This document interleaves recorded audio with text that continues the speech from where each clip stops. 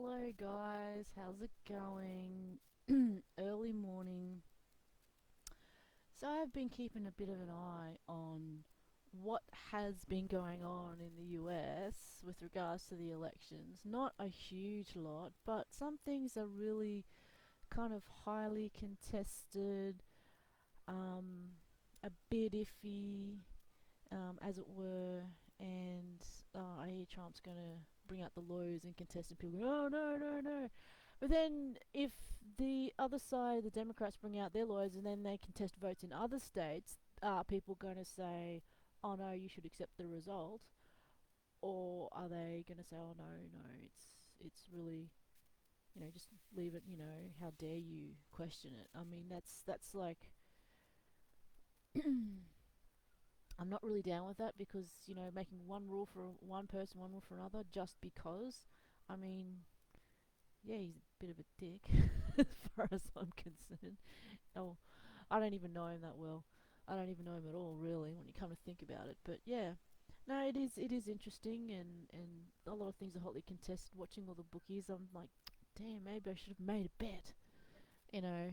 Um, and I joke, and I do, and I have said that it is important to exercise your right to vote, even here in Australia, and it's the one time you can actually have a good say in what you're going to, in what your country is doing and what's happening around you, and to be informed.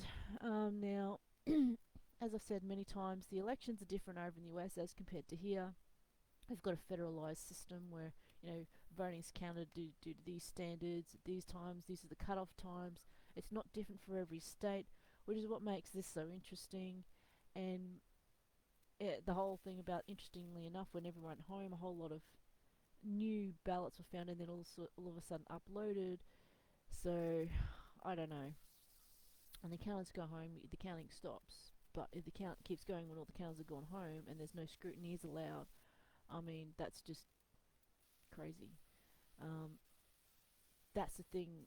I would say, like, if you can't win fair and square, like, if you're confident you're going to win anyway, why do you need to go to those lengths to change the laws to stop people looking at what you're doing, to do all this sort of stuff? I mean, why would you need to?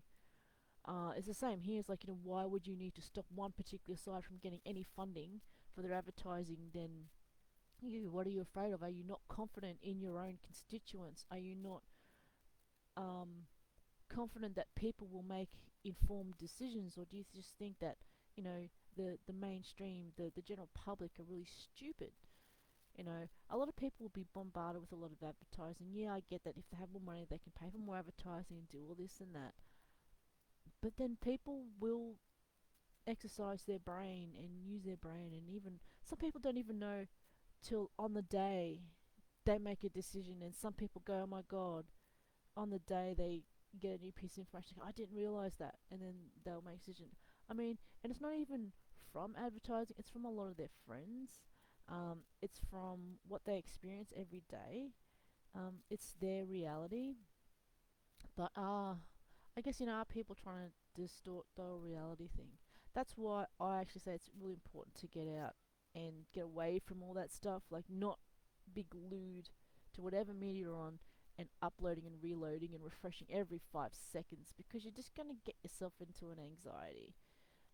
And when you're stressed like that, your immune system goes down, which means you're more vulnerable to whatever is going around, or you're just going to, lose your mind and not get perspective and just get stuck in a rabbit hole and just go down there, dig deep, go all the way to Australia. Would you like a shovel with that? No, man. That person doesn't have a shovel, they have a freaking excavator from hell, you know. So, perspective, get out, turn off the media if someone mentions it to you. I mean, sometimes you can get fatigued. Um, Sometimes I help people, and sometimes I get victim fatigue because it's non-stop, and there's some people I've helped and it's gone on for ages and ages, and it happens all the time. It's like, we've been over this, and I'm being understanding, but then there's a certain point in time where you go, you know what, enough. I've had enough. You're wearing me out. I have a life too. It's not all about you. How about some time for me? So, yeah. Seems selfish. Oh my god. But you got to allow for other people to have their own space, to have their say, because then whatever is bugging them, right or wrong, misinformed or not, they can get out there, and then you can have a discussion. If you continually stop people from talking, you can't have a discussion. You can't find a common ground, and you can't, I guess, reach a good level of empathy with your fellow being. Now, I say being because sometimes it could be a puppo that's been misunderstood and you don't know why. You just need to give each other space and time and an environment to allow things to happen, um, as it were. I mean, sometimes people want to force things, and I'm like, can you not force it? I know what I need to do, and then why are you forcing it? You're actually delaying what's going to happen, or you're going to fast forward something bad that's going to happen because this is just going to shit people off. Oh, shit, sorry.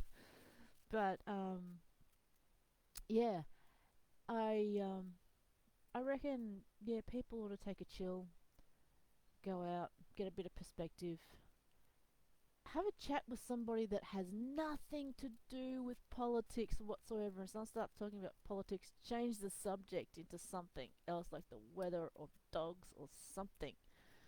Have, I don't know, can you have like a week without talking about politics, without talking about, who's the victim now, the gossipy stuff, the victim mentality, whatever cause is going around these days. I mean, can you have a whole week of not talking about that with somebody? I don't know. A lot of things have been heavily politicized these days, and some things should just, to me, should just be and be left alone. Like food. Don't politicize food. Leave it alone. Food is what you eat. Enjoy your food. Stop trying to ruin everything by making it political. You know, I don't know. Anyway, that's it for me on Friday. I hope people have got some interesting plans for Friday. I plan on chilling out. I was bummed at last weekend's, Bledisloe Cup, but things happen.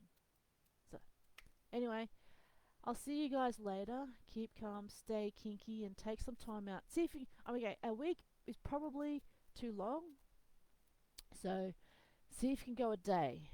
Start off with a day. See if you can go for a day, at least a day, once a week, once a month. I'm not talking about anything to do with politics, political intersectionality, LGBTI, whatever. Can you spend 1 week, not 1 week, 1 day without talking about any of that? And it'd be interesting to see what you then have to talk about with other people. That would be really interesting. Okay? Anyway, catch you later. Bye.